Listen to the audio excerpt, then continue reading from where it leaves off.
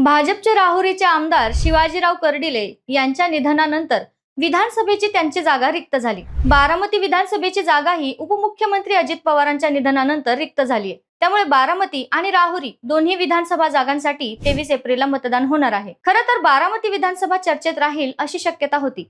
सगळ्यात जास्त चर्चा आहे ती राहुरी मतदारसंघाची, कारण राहुरीमध्ये सध्या परिस्थिती अशी निर्माण झाली आहे की भाजपकडून नेमका उमेदवार कोण असणार असा पेच निर्माण झालाय। शिवाजीराव कर्डिले यांचे पुत्र अक्षय कर्डिले हे भाजपकडून उमेदवार असतील याची बऱ्याच दिवसांपासून चर्चा होती। अहिल्यानगर जिल्ह्याचं राजकारण म्हणलं की त्यात विखे पाटील कुटुंबाची भूमिका देखील महत्त्वाची ठरते।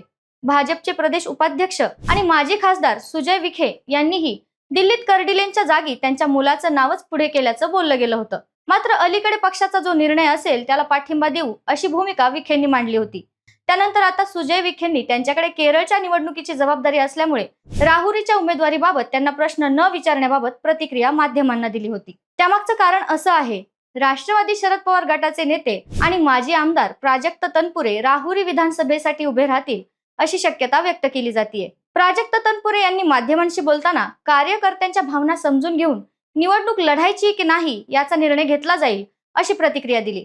प्राजक्त तनपुरेंना भाजपमधून उमेदवारी दिली जाण्याची ही शक्यता व्यक्त केली जाते।